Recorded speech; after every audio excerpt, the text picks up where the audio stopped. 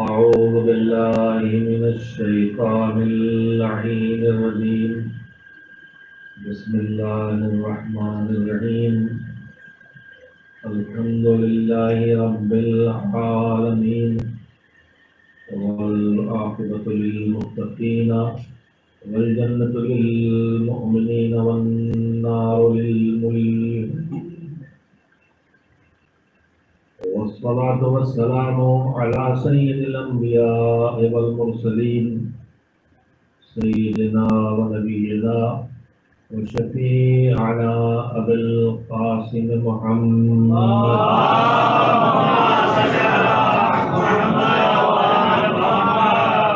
وآله الطيبين الطاهرين المعصومين المظلومين، واللعنة الدائمة الباقية على أعدائهم أجمعين من الآن إلى يوم الدين. أما بعد، فقد روي عن رسول الله صلى الله عليه وآله وسلم في رواية أنه قال خطابا لبرمتها سيدة نساء العالمين فاطمة الزهراء سلام الله عليها: يا فاطمة، إن نساء أمتي يبكين على نساء أهل بيتي، ورجالهم يبكون على رجال أهل بيتنا، ويجددون العزاء جيلا بعد جيل في كل سنة. صلوات محمد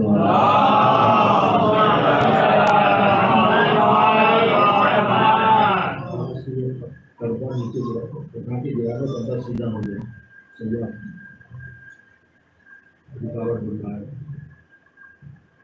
اور صلوات محمد.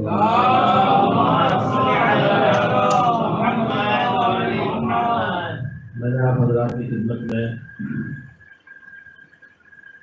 شہادت حسینی سے مربوط جو ارشادات ہیں پیغمبر گرامی حضرت محمد مصطفیٰ صلی اللہ علیہ وسلم، ان میں سے ایک روایت جو بہار الانوار کی جدید ترتیب میں 44 دن نمبر 44 کے 221 صفحے پر موجود ہے، اور جو حضرات براہ راست دیکھنا چاہیں وہ نیٹ پہ اس روایت کے الفاظ میں سے 2 لفظ ڈال کے آرام سے اس کے حوالے کو دیکھ سکتے ہیں. میں بار بار حوالہ اس لیے پیش کرتا ہوں. کل میں نے عرض کیا تھا کہ غریب خانے پر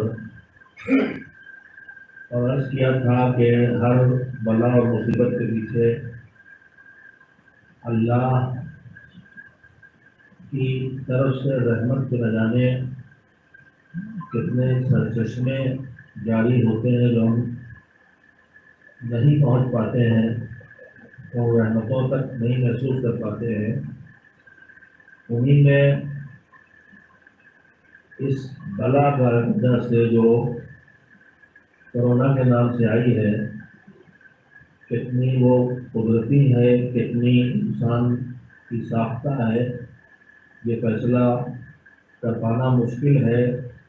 ایک نظریہ تو یہ بھی ہے کہ خود یہ وائرس بھی انسان کا ڈیزائن کیا ہوا ہے، اور اس نظریے نے تو یہ بھی بتایا ہے کہ کس ملک میں ڈیزائن ہوا، کہاں پیٹنٹ ہوا اور کہاں اس کا تجربہ کیا گیا. لیکن اگر پہلے سے بھی موجود تھا یہ وائرس، کوئی نیا نہیں ہے، اس کا یہ ورژن نیا ہے، تو پھر اس کا مطلب کہ وائرس کا وجود تو فطری ہے، لیکن اس کو چھیڑ چھاڑ کر کے خطرناک بنایا گیا ورنہ وائرس بھی انسانی زندگی کی ایک ضرورت ہے. میں تو اس معاملے میں بالکل جاہل ہوں، لیکن سوشل میڈیا ہی پہ بہت کچھ دیکھنے سننے کو ملتا ہے. اسی میں مجھے ایک ڈاکٹر کا یہ بیان بھی دیکھنے کو ملا کہ جیسے ہم آپ کالونیوں میں رہتے ہیں، ہندوستانی ڈاکٹر تھے، تو کالونیوں کو کتنے لوگ ہوتے ہیں اور ہمیں ان کا سامنا کرنا پڑتا ہے. روز آتے جاتے ہیں، کوئی مسئلہ نہیں ہوتا، لیکن کبھی کبھار ایک آدھ باولا ہو کے کاٹ دیتا ہے.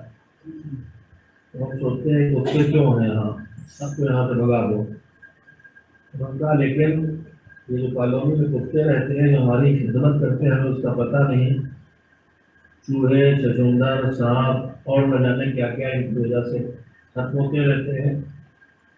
چور ڈاکو رات میں آئے تو ہم اطلاع دے دیتے ہیں، بھگا دیتے ہیں. ہمیں ان کے فائدے کا احساس نہیں ہوتا. کوئی ایک کاٹ لیتا ہے باولا ہو گئے وہ ایک آدھ کبھی، تو ہم پریشان ہوتے ہیں. انہوں نے کہا کہ ہمارا گلا جو ہے اللہ نے ڈیزائن کیا ہے وائرس ملین کے حساب سے.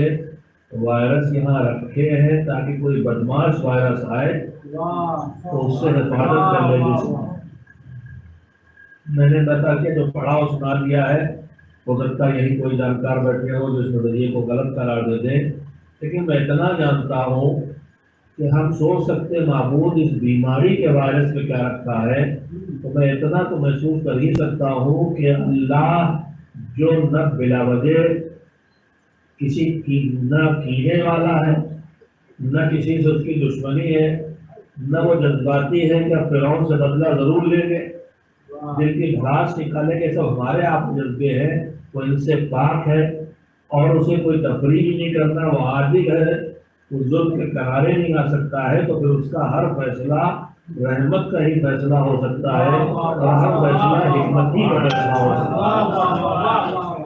یہ ضرور ہے کہ کبھی کبھی نعمتوں میں ڈوب کے کفر تک پہنچ جانے والوں کو جھٹکے دے دیتا ہے ہلکی سی مصیبت کے، تاکہ نعمتوں میں ڈوب کے ایسا نہ ہو کہ نعمت دینے والے ہی کو بھلا دے. تو ہماری زندگی میں ایسے مسائل اٹھتے رہتے ہیں.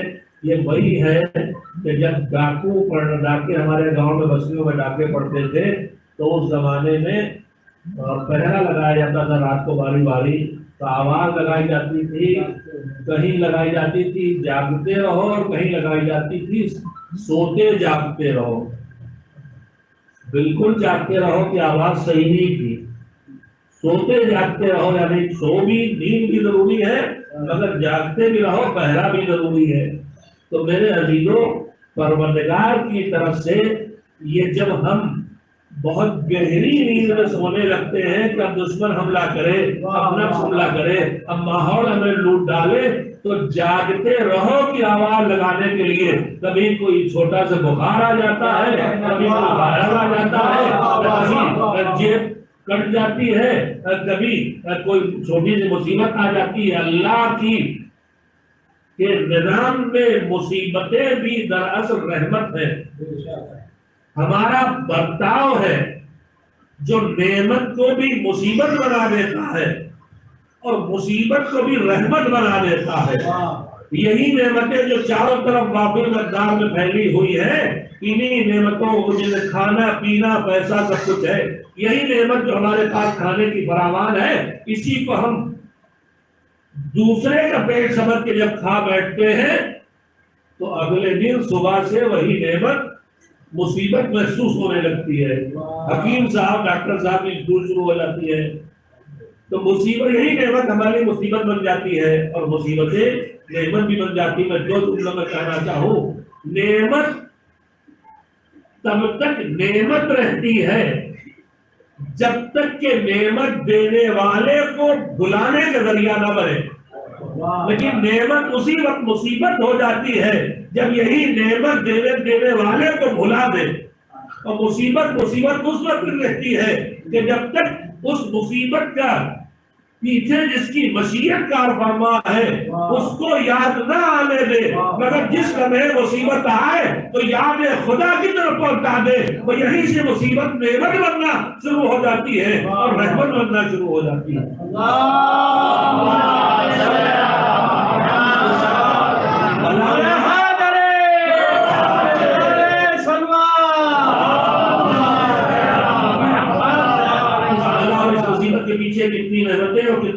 بڑے پوشیدہ ہیں، وہ خود ایک موضوع گفتگو ہے، لیکن ان میں سے ایک یہ ہے کہ جب یہ پابندیاں نہیں لگی تھی اداکاری پر، جو لگی اس وقت اس مصیبت کی وجہ سے، جلوس نکل رہے ہیں، روزے کھلے ہیں، بڑے بڑے مجموعوں والی مجلسیں ہو رہی ہیں، تو ہم اپنا کر لے کے نکلتے تھے، اس امام باڑے میں بیٹھے کر نکل گئے، اور جلوس میں گئے رو لیے، اس روزے پہ گئے رو لیے، لیکن اب جو ہم نہ نکل سکے تو اب ہمیں احساس ہوا کہ کیا کریں۔ تو ہوا یہ کہ جو امام باڑوں کی چند بڑے امام باڑوں کی مجلسیں بند ہوئی، تو اس کے بجائے گھر گھر مجلسیں بڑھ گئی، اور امام باڑوں میں مجلسوں میں جو بھی خوبیاں تھیں میں ان کی مخالفت نہیں کرتا، مگر جہاں مجلس ہو کر میں نے کیا تھا وہاں جو برکتیں آتی ہیں ان برکتوں سے ہم محروم تھے، مگر جب امام باڑے بند ہوئے، گھروں میں مجلسیں ہوئی، تو وہ برکتیں ہمارے گھروں میں آ گئی۔ جن برکتوں کا نام ہے معصومین کی تشریف آوری، جن برکتوں کا نام ہے ملائکہ کا ٹھکانہ بن جانا، تو ان برکتوں سے ہم محروم تھے، اس مصیبت محروم برکتوں تک پہنچا دیا۔ میں نے 2 مجلسیں جن کا میزبان میں خود ہوں رکھی، اور اس سے پہلے 3 مجلسیں یہیں سے پڑھی تھی۔ میزبان تو ان کا میں بھی خود ہی تھا، لیکن مجھے دعوت دینے والے تو دوسرے مومنین تھے جنہوں نے آگاہ مجالس رکھی۔ اور کبھی کبھی ایسا ہوتا بھی ہے کہ میزبان اور مہمان کیا سبھی کچھ خود ہی بن جانا پڑتا ہے۔ مجھے یاد آ گیا خطیب اعظم ہر بات کو آسانی کر سکتے تھے۔ ایک گھر میں میاں بیوی میں بڑا بوال رہتا تھا، بیوی ذرا دبنگ تھی۔ اب آج کل تو ہر گھر کی کہانی تقریباً یہی ہے، ایگزمپشن ہر جگہ ہوتا ہے۔ میں اپنے گھر کی کہانی نہیں پڑھ رہا ہوں، ہمارے شاگرد ہوتے ہیں ملصاف، پہلے آپ بیگم ذرا زیادہ ہی دبنگ تھی۔ آج ہی رہا ایک دن کوئی کرے آخر، اچھا بیگم کی ذرا تگڑی سی، اور یہ جو چھوٹے موٹے تو دیوانوں واقعات پتہ نہیں کہاں کہاں لاتے تھے۔ جب زیادہ غصہ ہوتی تھی تو وہ اٹھا کے تاپ واپ کیا بڑا سب میں بٹھا دیتی تھی۔ تو بیچارے ایک تاپ پہ بیٹھے تھے، ایک دن حاجی آ کے کہنے لگا یا اللہ یا تو میں مر جاؤں۔ تو جیسے ہی حاجی دعا کی یا اللہ یا تو میں مر جاؤں، بیگم آ گئی اور کہنے لگی یا تو کہو یا بھی میں مر جاؤں۔ تو ایک نعمت یہ بھی ہے کہ اب تک ہم مہمان ہوتے تھے، فرش اللہ کوئی بھی چاہتا تھا، اب یہ بھی نعمت ہے کہ میں ہی میزبان بھی ہوں اور میں ہی مہمان بھی ہوں، یہ بھی رحمت پروردگار ہے۔ دونوں ہاتھوں سے جزا سمیٹنے کا موقع ہم سب کو نصیب ہو رہا ہے۔ صلوات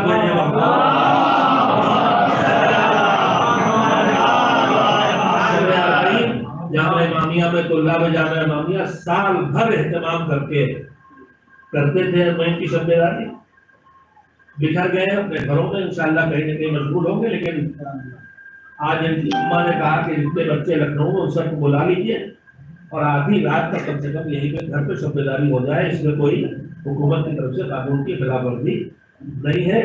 آج ہی پروگرام بنایا گیا، پیغام پہنچا دیا گیا۔ ابھی نہ طے ہے کہ مجلس کون پڑھے گا، نہ یہ طے کہ وہاں کون پڑھے گا، پر یہ طے ہے کہ ڈسکشن تک انشاءاللہ یہ سلسلہ چلے گا۔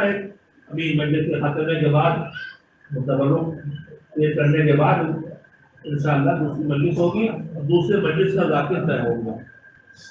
میرے جناب عشرت لکھنوی صاحب، جن کو میں جانتا تو اپنی جوانی سے تھا لیکن پہچانتا نہیں تھا، ابھی میں نے دوبارہ جب ان کو اپنے بڑے بھائی کمال نظر صاحب کے یہاں سنا تو مجھے لکھنؤ میں بھی اس طرح تبلیغی اور اصلاحی مسدس اور مرثیے کہنے والا موجود ہے، میرے علم میں نہیں تھا۔ ماشاءاللہ سے موضوعی مسدس اور مرثیے کہتے ہیں، اور انتہائی تبلیغی اور اصلاحی بھی ہوتے ہیں، ساتھ ساتھ جو لکھنؤ کا ہنر ہے وہ موجود ہے۔ ان سے میں نے عرض کیا تھا کہ مجلس سے پہلے میں نے کہہ دیا ہوگا مرثیہ پڑھ لیے، قیام صاحب کے بقول جیسے ان سے کسی نے کہا کہ وہ لوگ کہتے ہیں کہ مجھ سے کوئی کہتا ہے میری عادت ہی ہے میں پہلے ہاں کہہ دیتا ہوں سوچے سمجھے ہو گئے اس نے میں نے بھی کہہ دیا ہوگا تو مرثیہ پڑھنے کے لیے تصویر آئے تھے لیکن میں نے کہا نہیں ابھی آپ پڑھ دیں پھر میں گزارش کی تھوڑی دیر رکے انشاءاللہ جو دوسری مجلس ہوگی وہ اشرف صاحب انشاءاللہ مرثیہ پڑھیں گے مرثیہ کا موضوع کیا فرما رہا تھا نماز اور حسین پر انشاءاللہ آپ سے گزارش ہے کہ اس میں بھی ضرور شریک ہو ایک صلوات بھیجیں بچوں یہ 5 مجلسیں میں نے کہانی والی آپ کو کیوں سنا دی 5 مجلسیں جو رکھی میں نے عنوان ایک رکھا اس کے اللہ 11 تو سننے والے وہی ہے میں نے تھوڑا سا جو دور بیٹھ کے سن رہے تھے وہ نزدیک آ گئے میری خوش فہمی ہے یہ کہ آپ حضرات نے یوٹیوب پہ سنا ہے ایک چہرے سے بھی نہیں لگا کہ ہاں یہ سچ ہے میرا میرا تسلسل ہے موضوع کا میں نے جو حدیث پڑھی ہے جو روایت پڑھی ہے اس میں امام حسین علیہ السلام کی شہادت کی پیشین گوئی کے ساتھ ساتھ بہت سی پیشین گوئیاں چھپی ہیں ان پیشین گوئیوں کی طرف میں نے پچھلی اپنی سلسلے کی کوئی 5 میں سے جو تیسری مجلس تھی میزبان بدل کے 5 مجلس تھے اس میں نے یہ بات عرض کی تھی کہ ان میں سے ہر پیشین گوئی جو ولادت سید الشہداء کے فوراً بعد کی گئی ہے یعنی سن 4 ہجری میں سن 61 ہجری میں سب سے پہلی پیشین گوئی صحیح ثابت ہو گئی پہلے روایت سن لینا پیار اور انوار کی روایت اس طرح سے کل میں نے کہا سید الشہداء کے بعد حضرت زہرا سلام اللہ علیہ نے بچوں اس وقت پیغمبر نے فرمایا کہ حسین کربلا میں شہید ہو گئے یہ 2 جملے جو ہیں یہ 3 خبریں دے رہے ہیں کیا ہوگا شہادت کون شہید ہوگا حسین کہاں شہید ہوں گے کربلا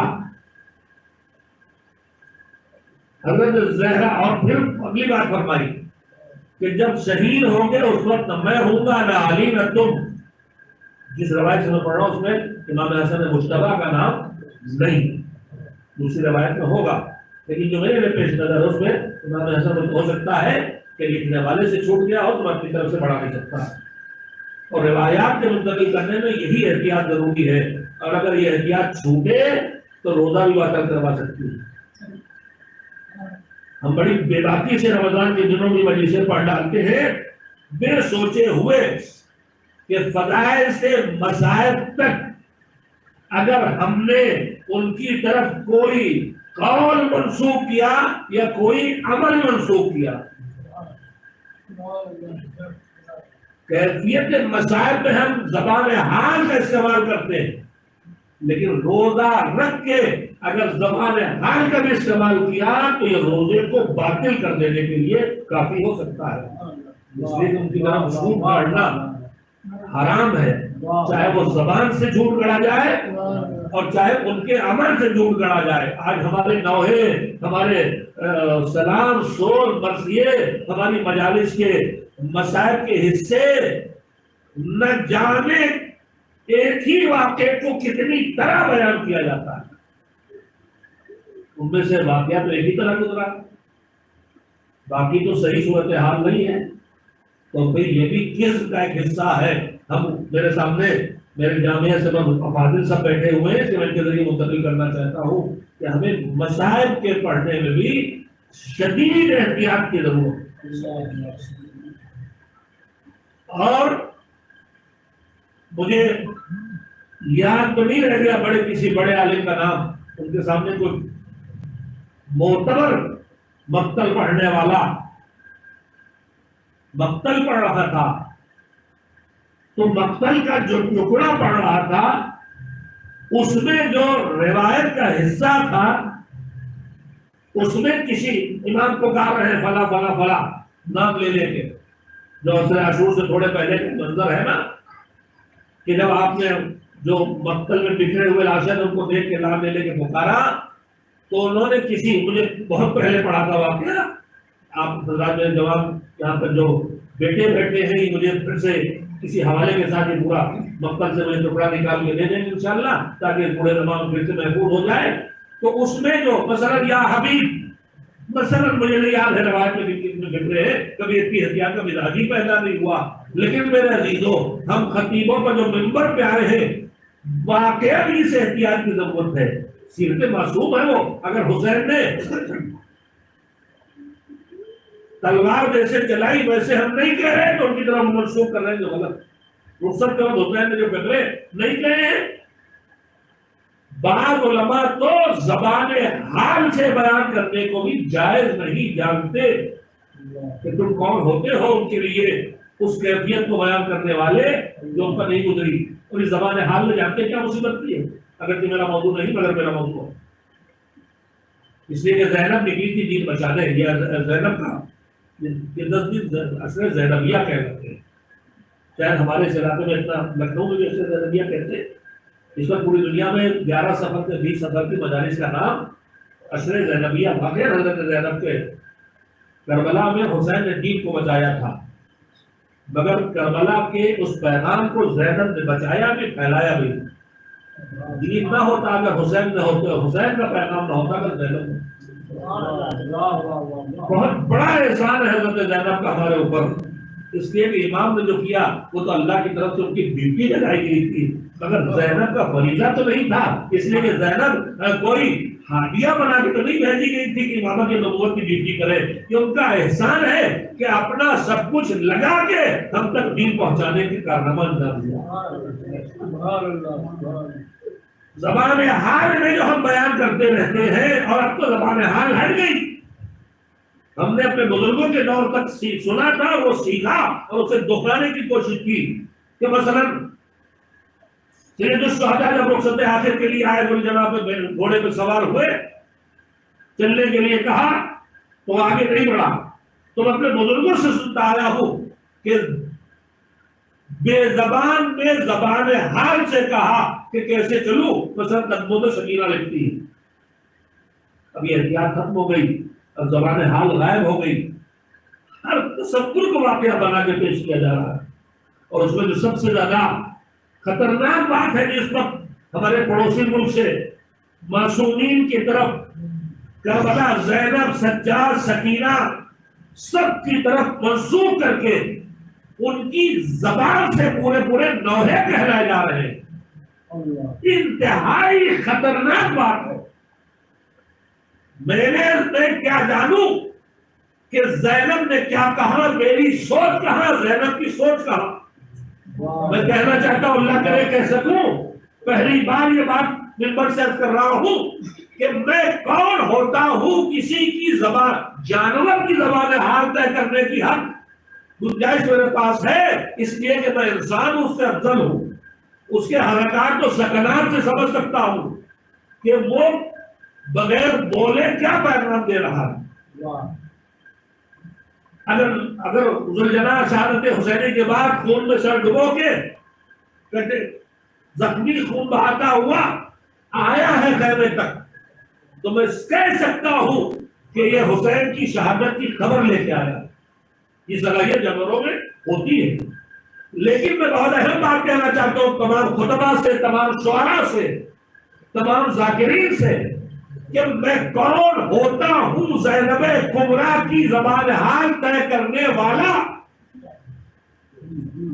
میں کیسے فکر زینب تک پہنچوں کہ میں ان کی کیفیت کو بیان کر دوں.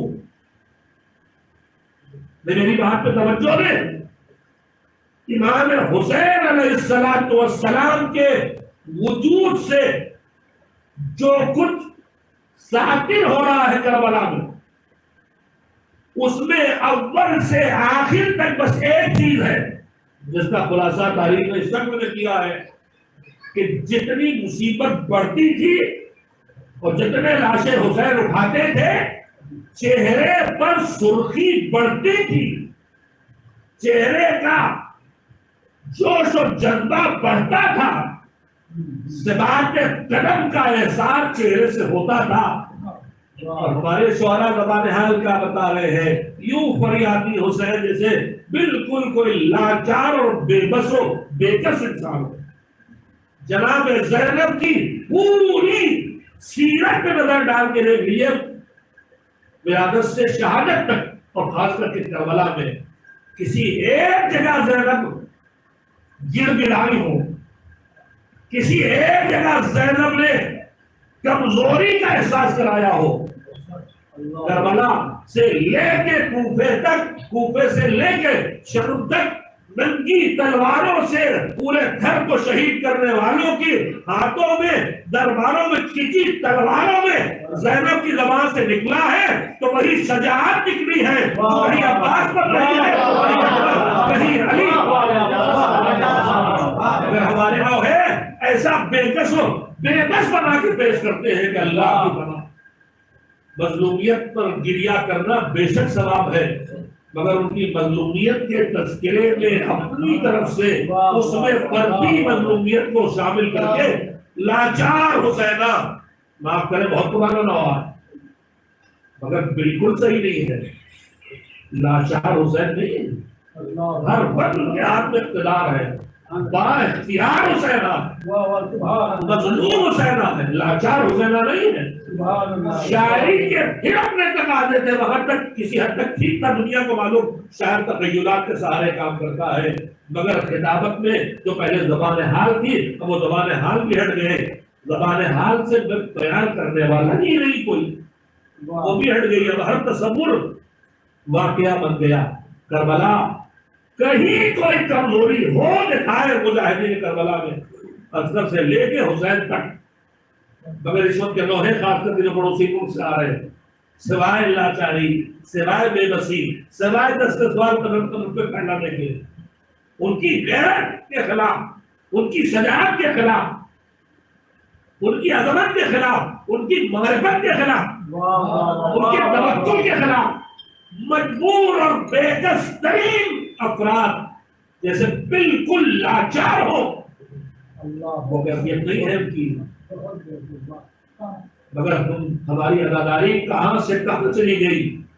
میرے عزیزو، کربلا تھی کہ جاگتے رہو گے تو کربلا تمہیں شجاعت سکھاتی رہے گی، جاگتے رہو گے تو کربلا تمہیں با اقتدار ہونا سکھاتی رہے گی، متوجہ رہو گے تو کربلا تمہیں بے کسی کی کیفیت کبھی نہیں بتائے گی، توکل سکھاتی رہے گی، ہوش بندی سے کربلا کو سیکھو گے تو کربلا تمہیں کبھی تنہائی کا احساس نہیں ہو رہے گی، سب سے بڑی بات خدا تمہارے ساتھ اس کیفیت کو زندہ رکھے گا۔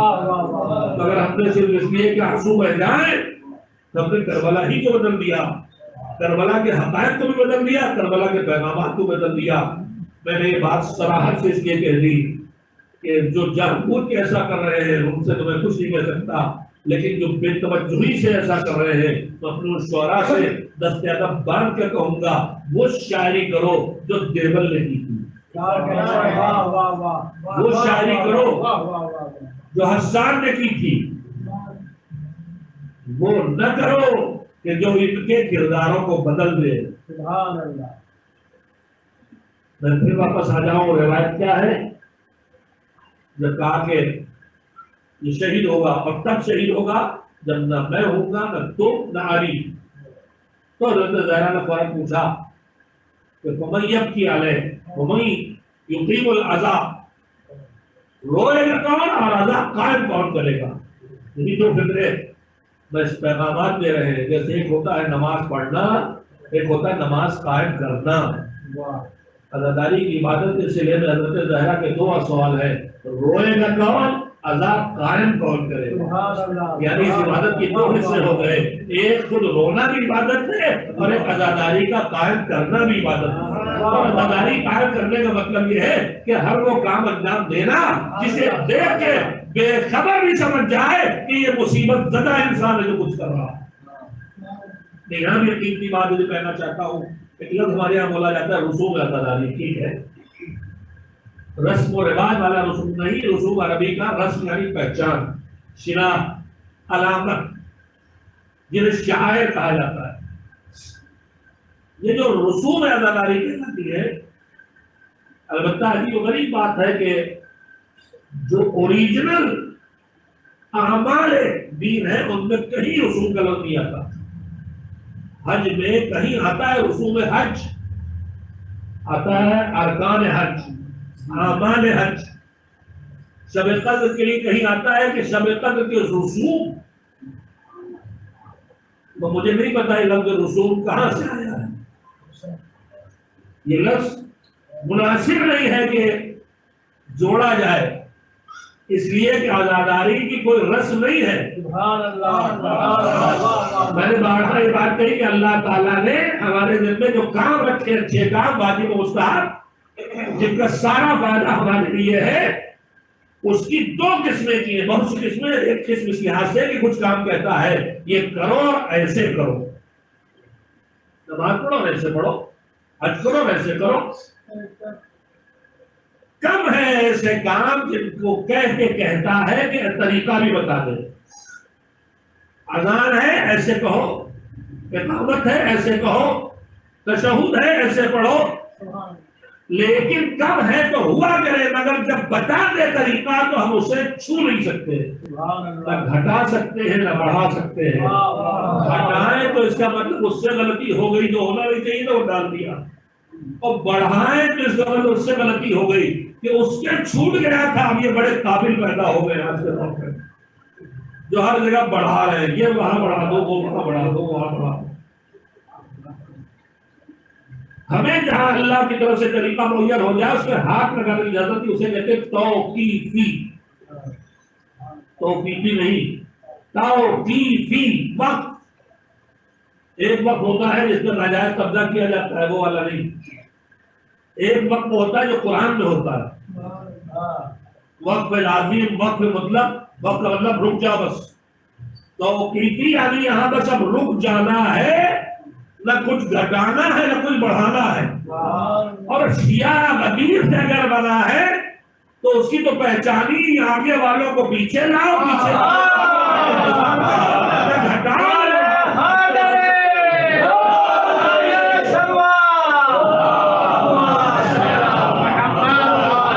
جیسے گھٹانے والے غدیری نہیں ہو سکتے، مخصر ہے. میں اس کا صحیح تلفظ کیا ہے بالکل. سبحان اللہ، سبحان اللہ. ان کو خبر میں دفن کر دینا چاہیے، اور ان کے خبر میں دفن ہونے کی قبر نشر کرنا چاہیے. ہاں اردو ہے، الگ الگ جگہ پہ ہے. آپ چاقو کا املا کا ہجے کرائیے تو کہنے چلے زبر چاپ کا خاف واپس کو خاچو کرتے لیے بندہ.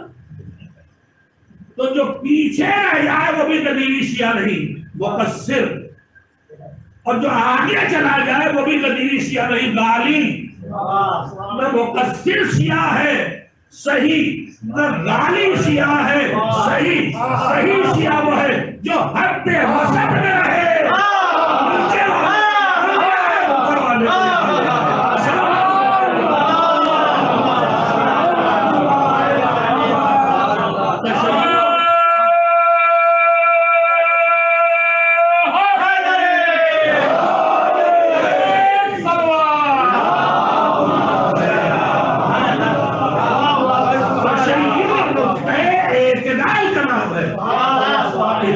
تفریق کا نام نہیں، یہاں سب علماء بیٹھے ماشاءاللہ، یہ سب تقیہ میں رہنے لگے. ہم ماما پہلے نہیں کرتے، کہیں کوئی چاہ رہے بولتا چلیے میں لکھ پڑھ دیے. میں سب سے کہتا ہوں بھیا لباس میں نہ کرو خدا کے لیے، یہ لباس تمہارا محافظ ہے. میں سڑک پہ کرتے پائجامے میں نکل کے نہیں، اسی سڑک پہ جس میں عمر گزر رہی ہے، کرتے پائجامے میں کھڑے ہو کے چائے پی لو گا، اتنی ہمت مجھ میں ہے. مگر مامے میں آپ اس سے کہنے نہیں پی پاؤ گا. محبت چاہتا ہے، ہمیں اس کی پابندی کرنا چاہیے. چلیے ایک سلوات اس کی قبولیت کے ہوئے.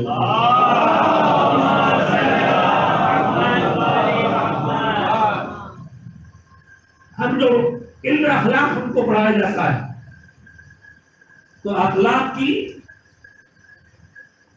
تعریف میں، پہچان میں کیا چیز ہے؟ مثلا شاید اسی فرما ہے، اللہ نے ہمارے اندر ہماری حفاظت کے لیے ایک جذبہ رکھا ہے اپنے دشمن کے مقابلے کا، شجاعت، دفاع کے لیے. بالکل یہ سطح پہ میرے بچے، میرے بیٹے نہ کالے والی باتوں دن ہو گئے مجھے سب پڑھا کے چھوڑے ہوئے. جب تک کہ میرے اندر جذبہ رکھا ہے اپنی دفاع کے لیے، اب یہ دفاع کرنے کے لیے میرے اندر ہمت چاہیے، جرأت چاہیے. اسی ہمت و جرأت کو کہ تین مطلب ہو سکتے ہیں. ایک وہ ہے کہ جو وہاں بھی نہیں اٹھ کے کھڑا ہوتا جہاں کھڑا ہونا چاہیے. اولاد پٹ رہی ہے، ابو جا رہی ہے، وقار جا رہا ہے، اس کو بزدلا بیٹھا ہوا ہے، وہاں بھی نہیں آگے آتا جہاں آگے آنا چاہیے. یہ ہے بزدلی. ایک وہ ہے کہ ہر جگہ بھاگے پڑ رہا ہے، جہاں کوئی ضرورت نہیں وہاں بھی بگڑے چلا جا رہا ہے. اس کو مجھے نہیں پتا، مگر اس کے لیے مذہبی اخلاق کی زبان میں اس کے لیے بزدلی کو جبن کہتے ہیں. اور یہ ہر جگہ جو بھاگے پڑ رہے ہیں اس کو تحفر کہتے ہیں. کیا کہتے ہیں؟ یہی ہے نا تحفر، چھوٹی ہے سے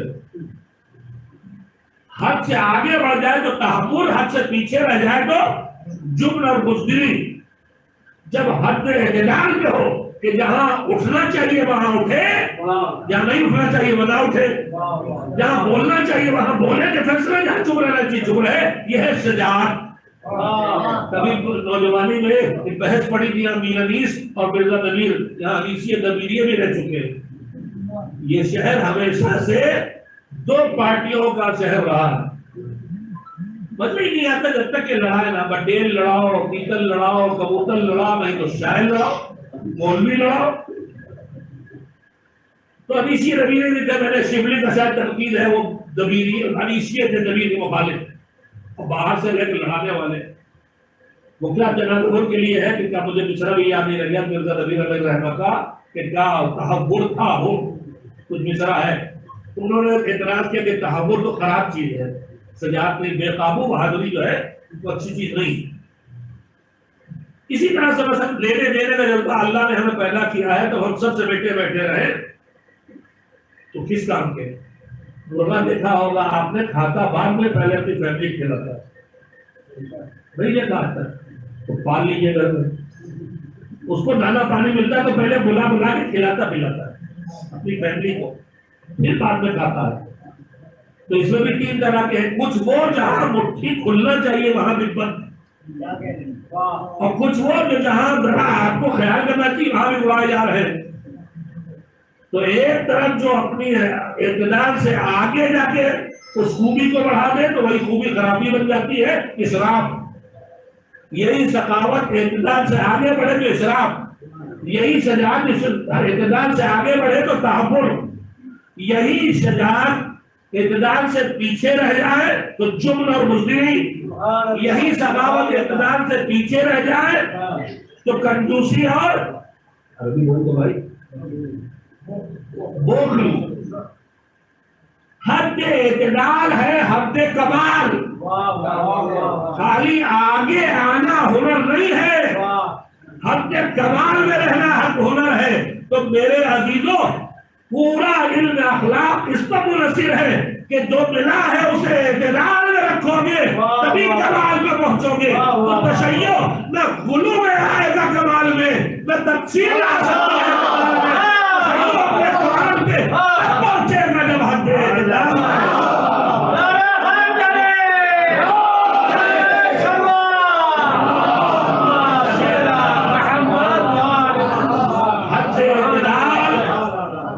حد اعتدال تب آئے گی جب ہمارے اندر اتنا شعور ہو کہ ہم پہچان سکیں کہ وہ نقطہ کون سا ہے. سبحان اللہ، سبحان اپنی معرفت ہمارے اندر ہو. ورنہ حد اعتدال سے اس طرح ہمارا مزاج ہے، جس کے سے محبت نہیں ہوتی چڑھتے ہیں اس کی خوبی بھی نہیں دکھائی دیتی، اور جس سے محبت ہوتی ہے اس کی خرابی بھی خوبی لگتی ہے. ہماری کمزوریاں. اس کے بعد پھر جس کو ہماری نگاہ میں اونچا ہے اس کی دو چار خوبیوں کے بعد ہم اس کے لیے لڑائی شروع کر دیتے ہیں.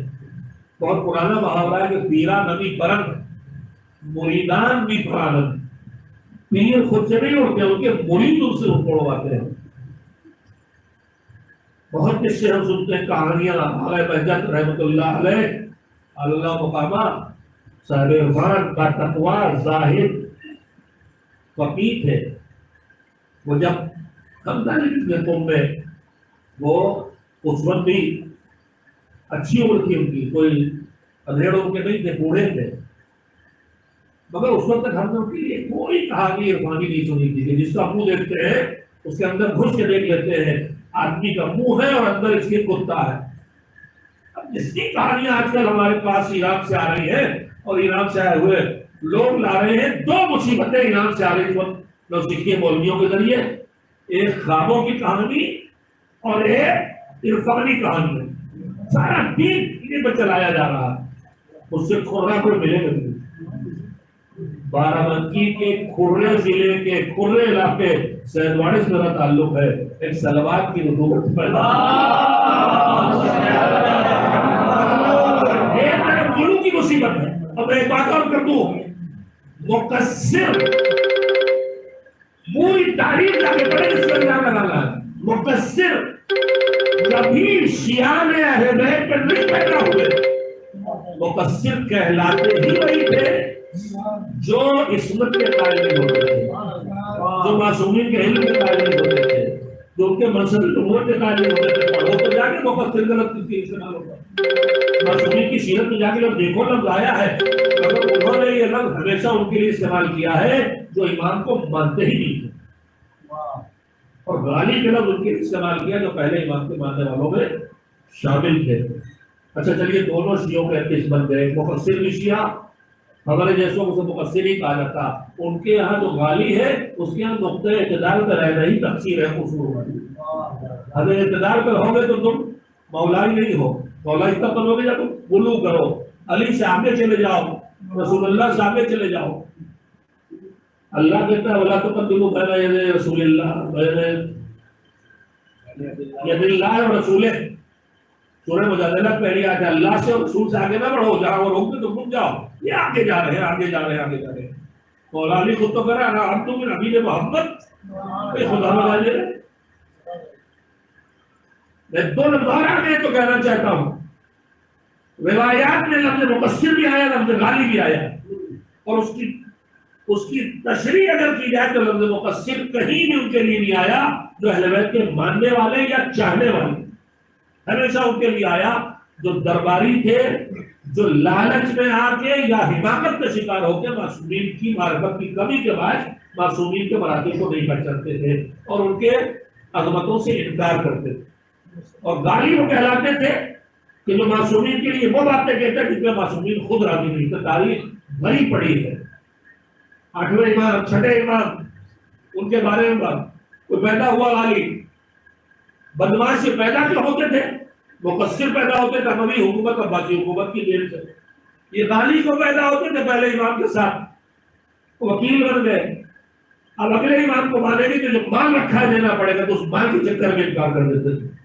अक्सर यही हुआ है कि अगले इमाम को पिछले इमाम की अमानतें न देना पड़े, या उम्मीदवार थे कि आपकी इमाम जो आए नए वाले तो मुझे वकील बनाएंगे, और इमाम ने उनको नहीं चुना तो फिर इमाम को मुखालिफ का गुलू करते थे और उस गुलू के जरिए लोगों को भटकाते थे। छठे इमाम के दौर में एक शख्स ने हज के लिए लब्बैक कहते थे, उसके किसके नाम से कहते?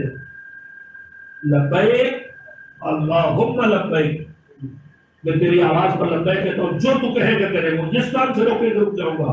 कौन? अल्लाहुम्मा है अल्लाह। उस मलून ने लब्बैक कहलवाई इमाम सादिक अलैहिस्सलाम के नाम पर, लब्बैक जाफर सादिक लब्बैक, जैसे इस वक्त अलीउल्लाह कहा जा रहा है। जब इमाम तक बात पहुंची तो उसमें से लब्बैक कहला, इमाम का कोई ताल्लुक था उस इंसान से, लेकिन मस्जिदुल हराम में थे, सजदे में गिर के रोए कि मालिक तू गवाह है कि मेरा इससे कोई ताल्लुक नहीं है। गिरिया किया है उन्होंने। मुकस्सिरीन के लिए कहीं नहीं देखने मिलता कि उनकी कोताहियों पर अइम्मा रोए हो, मगर गालियों की हरकतों से इमाम रोते दिखाई देते। इमाम रजा कहते थे कि रात को बिस्तर पर लेटता हूँ تو جب غالی جو ہمارے نام پر ہمارے شیعوں کو گمراہ کر رہے ہیں ان کا تصور آتا ہے تو میں بے چینی میں کروٹیں بدلتا رہتا ہوں، انہوں نے میری دین چھین لی ہے۔ اللہ یہ ایک بات۔ دوسری بات سن لیجیے، اب سچائیاں پڑھیے، جا کے میں اپنے جوانوں سے کہوں گا پڑھو اپنے فقہا مراجع جن کے دربار سے، جن کے علم کے خزانے کے کچھ ذرے چن کے ہمارے جیسے لوگوں نے یہاں کتابیں لکھی ہیں، تم ان کو پڑھ کے فقیر بن گئے ہو کہ لغواری ہے، ان پر لعنتیں کرتے ہو۔ سنو لعنت ائمہ نے کس پہ لعنت کی ہے؟ ائمہ نے کیا، ائمہ کی سیرت کیا تھی؟ جو غلو کرتے تھے ان پہ نام لے لے کے ائمہ نے لعنتیں کی ہے۔ لکھنؤ رہتا ہوں تو لعنت کو نالت میں بھی کرنے لگا، اب کچھ دنوں میں مجھے لکھنوی لکھا جانے لگے گا۔ ایسے میں اس سے پہلے صفی پوری اور نامی صفی حیدر نام تھا، لیکن وہ نامی ہو گیا۔ اچھا بہت سے لوگ تو میرا نام بھی اصلاح کر دیتے ہیں، وہی حد سے آگے بڑھنے والے شفیع حیدر صاحب کا اتنا موٹا سے آدمی صفی حیدر نہیں ہو سکتا، شفیع حیدر ہو سکتا۔ سنیے، ایک ہے مقصر جو امام کے مراتب کو نہیں جانتا، جو کمالات اور صفات اور درجات ہوتے ہیں ان میں سے کچھ کا انکار کرتا۔ ایک ہے غالی جو ائمہ میں جو اللہ کی مخلوق ہے وہ صفتیں گڑھتا ہے جو اللہ کی ہے۔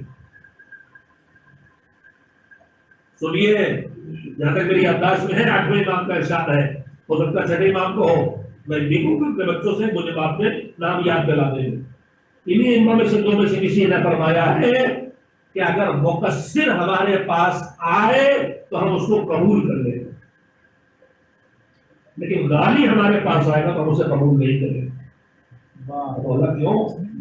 وہ تو آپ کی محبت میں آپ کو آگے بڑھا رہا تھا، یہ تو آپ کی دشمنی میں پیچھے ہے۔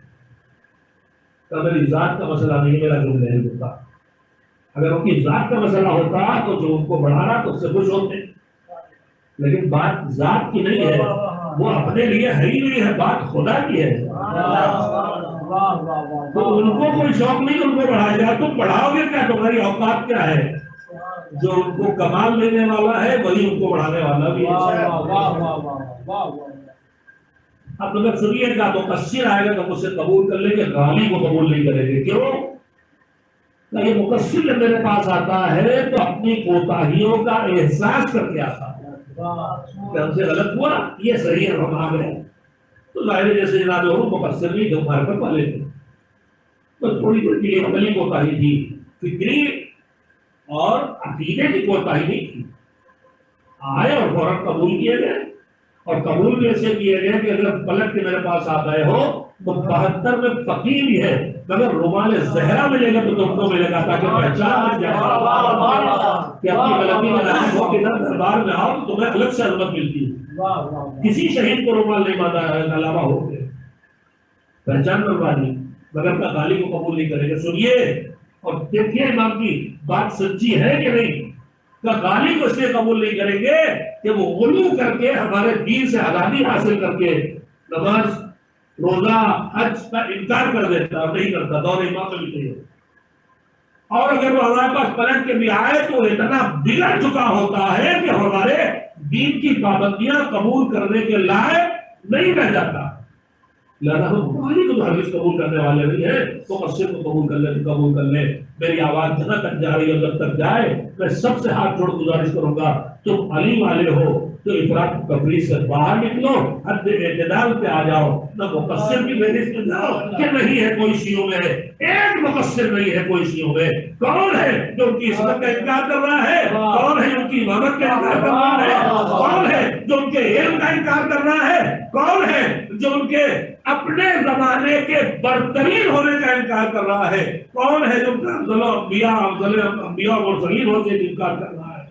مقصر کوئی نہیں ہے۔ سب عالم شیعت میں محمد کے شیعوں میں مقصر ہو سکتے ہیں اور ہیں محبان اہل بیت میں، محبان اہل بیت میں مقصر ہیں، امامت کا انکار نہیں مانتے، محبت کرتے ہوتے ہیں، امام نہیں مانتے، علی سے محبت ہے امام نہیں مانتے، وہ مقصر ہیں اور ان کی اصلاح ہو سکتی ہے۔ لیکن جو بگڑے غالی ہے یہ اپنی کمزوری کی وجہ سے نہیں، نادانی کی وجہ سے نہیں، کسی نہ کسی لالچ میں جاتا ہے، یا نام کمانا ہے، یا واہ لینا ہے، یا پیسہ لینا ہے، اقتدار لینا ہے، یا منصب پہ قبضہ کرنا ہے، تو امام کہتے ہیں اتنا بگڑ چکا ہوتا ہے کہ ہمارے احکام کی پابندی کرنے کے لائق نہیں رہ جاتا۔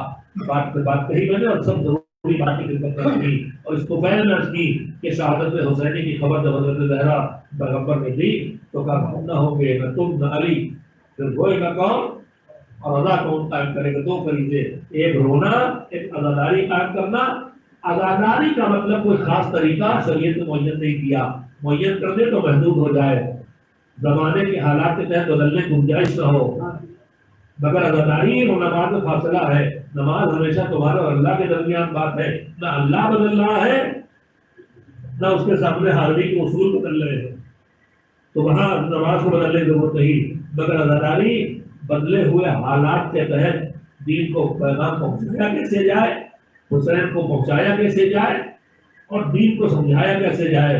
لہذا عزاداری کو گنجائش چھوڑ دی، ہم طریقہ معین نہ کریں گے، تم اپنے شعور دین سے طے کرتے رہو کہ کس دور میں عزاداری کیسے کی جائے کہ حسین کے پیغام کو پہنچا سکے اور حسین کی یاد دلا سکے۔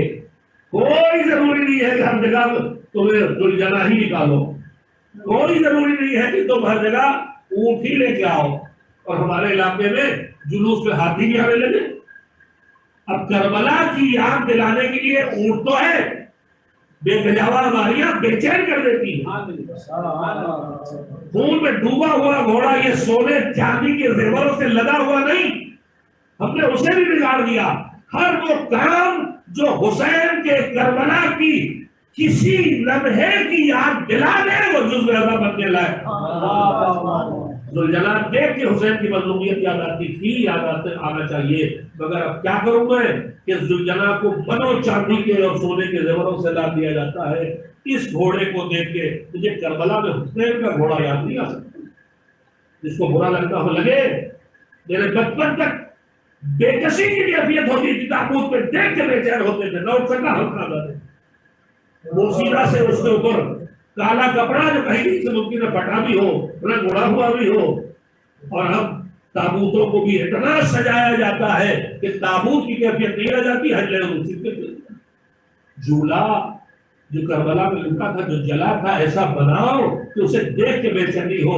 شادیوں کے جھولے جس میں گڈا رکھ دیا گیا بعد اللہ عزوجل کی جگہ، میرا دل اس کو دیکھ کے بے چین نہیں ہوتا۔ مجھے وہ جھولا لا کے دکھا جو کربلا کی جل جھولے کی، جو شاعر تھے، جو ہمارے بزرگوں نے سلسلے شروع کیے تھے، ان سے جو کیفیتیں آ رہی تھی، ہم نے اس مصلحت کو سمجھا ہی نہیں کہ ان چیزوں سے یاد حسین آنا اور عزاداری پر دیکھو تو رو پڑو، دیکھو تو آنکھوں میں آنسو آ جائے، دیکھو تو حسین یاد آ جائے، دیکھو تو کربلا یاد آ جائے۔ ہم نے خالی ان چیزوں کو پکڑ لیا، وہ نہ اللہ کی طرف سے معین نہ رسول کی طرف سے۔ کیا بتاؤں میں عزاداری کے دنوں میں لکھنؤ میں زمانے سے نہیں آیا، مگر اپنے گاؤں سے لے کے لکھنؤ تک اور لکھنؤ سے لے کے بمبئی تک جہاں جہاں یہ میں آتا گیا، میری نوجوانی تک علم دیکھ کے عباس یاد آ جاتے، پریرا خون پرچم خون میں ڈوبا ہوا پریرا، اگرچہ اس میں بھی تھوڑے چاندی اور سونے کی نقل اندازی شروع ہو گئی تھی، پھر بھی یاد آتے تھے۔ ابھی جو میں برسوں کے بعد ہندوستان رکا اور بمبئی شہر میں رکا تو وہاں ایسے ایسے علم بنائے جا رہے ہیں، اور اس وقت آپ لوگ پورے واٹس ایپ پہ دیکھ لیں کیسے کیسے علم ہوتے ہیں۔ علم کا مطلب پرچم، پرچم کا مطلب یہ بانس ڈنڈا کچھ ہوگا اور اس کے ساتھ وہ کپڑا ہوگا کہ جو مجاہد ہاتھ میں لے کے لہرا سکے۔ ہمارے بزرگوں نے وہ پرچم بھی رکھا۔ عباس کا ہاتھ کٹے تھے لہذا وہ پنجابی رکھ دیا، عباس سکینہ کے لیے پانی لینے گئے تھے لہذا مشکیدہ بھی رکھ دیا، مگر وہ ساری چیزیں سادگی والی تھی جو یاد دلاتی تھی کربلا کی، اب اس کو بھی پھولوں سے ڈالا جا رہا ہے، گول گول علم سے عجب سے بنائے جا رہے ہیں۔ میں تصویر نہیں لینا چاہتا مگر اس سے ملتی جلتی چیزیں، میں نے اسی شہر بمبئی میں علم جیسی ملتی جلتی چیزیں برادران وطن کی آدمی۔ ہمارا علم عباس کی یاد دلانے کے بجائے گول گول بنا کے عجیب و غریب کیفیت کر دی گئی، اور پھر ایک نئی چیز اور شروع ہو گئی، بہت سی باتیں آ رہی کہہ چلا جا رہا ہوں۔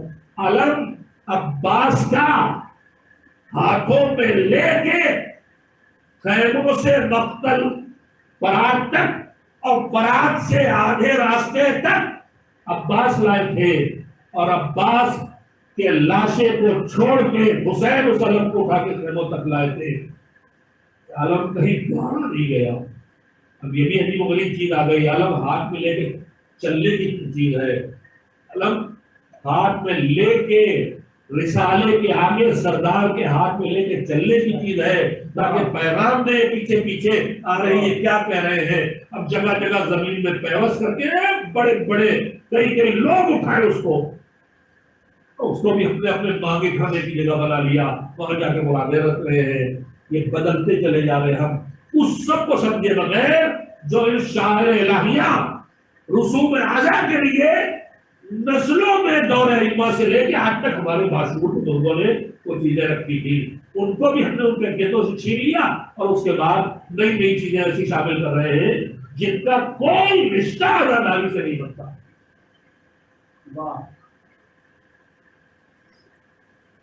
تذکرہ علیہ میں بہت تلخ کہانی کر لی، مگر شب اربعین حسینی ہے، پھر سے اس مصیبت کے دوبارہ زندہ ہونے کی تاریخ ہے۔ زینب اپنے بھیا کی قبر پہ واپس آج میں نے وہ کام کرنے کی کوشش کی ہے جس کام کے لیے زینب نے سر قربانیاں دی، گول کے پھالوں سے لے کے سر سے ندا چھڑنے تک۔ انہیں 5 مجلسوں میں کسی نے جملہ کہا تھا، تب سے میں نے جملہ پڑھا ہے، میرے لیے کافی ہو گیا۔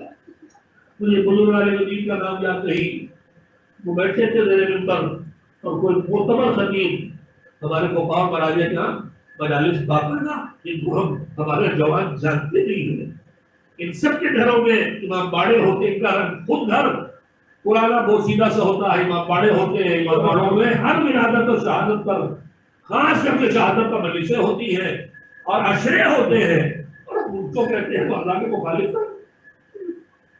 کوئی فقیر ایسا نہیں جس کے گھر میں عشرے نہ ہوتے ہو، جہاں بہترین مجالس میں ہوتی ہے، معتبر خطبہ بنائے جاتے ہیں، بزرگ خطبہ، بزرگ علماء میں سے کسی کی سیرت ہے کہ وہ مجلس کی خطیب پڑھنے بیٹھا، مسائل تک آیا، تمام نجات کتنی مرتبہ سن چکے ہیں کہ کوفے میں دربار ابن زیاد میں جناب زینب لائی گئی۔ دربار یزید میں جانے کی کیفیت ہمیں بے چین کرنے والی ملتی ہے کہ پہلے وہ گلیوں سے گزارا گیا جہاں آئینے بنے تھے، پھر روکا گیا کہ سجاوٹ ہو جائے، پھر زینب سے کہا گیا چلو، تو زینب نے چادر دو تو چلے گئے، تابعیانے کے زور پہ لے جایا گیا، بددعا سے امام وقت روکا، زینب نے ننگے سر یزید کے دربار میں جانا واقعہ کیا۔ یہ ہمیں بے چین کرتا ہے، مگر دربار ابن زیاد میں داخلے کی کوئی کیفیت روایات میں نہیں پڑھنے کی ملتی، حالات روتے بھی نہیں ہیں۔ مگر سنیے، خطیب نے جیسے ہی کہا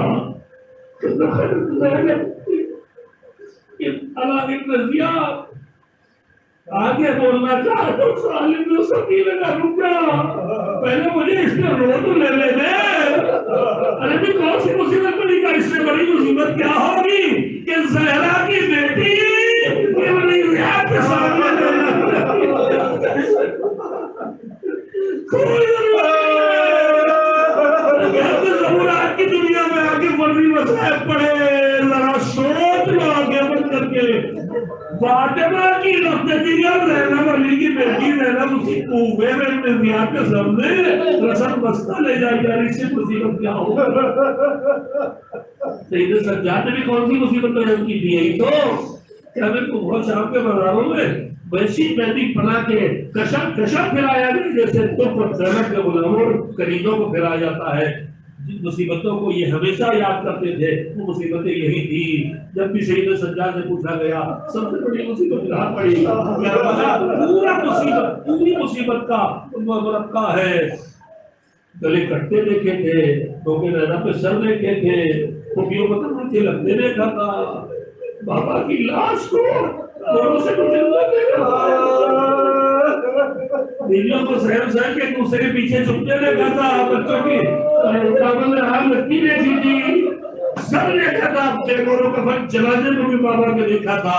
مگر جب کسی نے پوچھا سب سے بڑی مصیبت کہاں پڑی تو پلٹ کے کہتے تھے بڑی مصیبت کو تو شام ہے، شام ہے، شام ہے۔ مصیبتوں میں بڑی مصیبتیں تھی، اور جب شہداء کہ قاتلوں سے انتقام لیا جانے لگا، تو شہیدوں میں بڑی مصیبت کون سی تھی؟ کربلا میں بابا تیر سے جاتے مارے گئے، کربلا میں چچا مارے گئے، کربلا میں بھائی مارا گیا، اکبر مارا گیا، قاسم مارے گئے۔ تو جب اللہ نے آگے کہا مختار قاتل لال حسین کا انتقام لے رہے، تو شمر کو نہ پوچھا، خولی کو نہ پوچھا، عبید عباس کا قاتل نہ پوچھا، کہا یہ بتا حرمنا زندہ ہے؟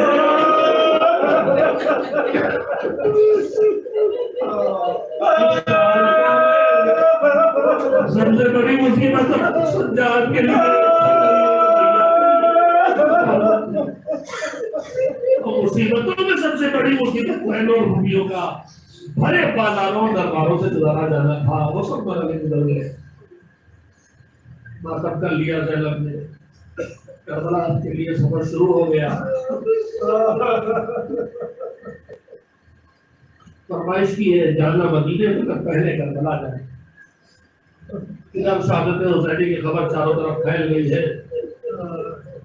مدینے سے جابر بن عبداللہ انصاری جو بڑھاپے کی منزلوں میں ہے، بینائی کم ہونے لگی ہے، جرأت کر کے نکلے جب پتا ہے کہ کربلا میں حسین کی لاشوں کو دفن کرنے کا موقع بھی نہیں دیا گیا تھا۔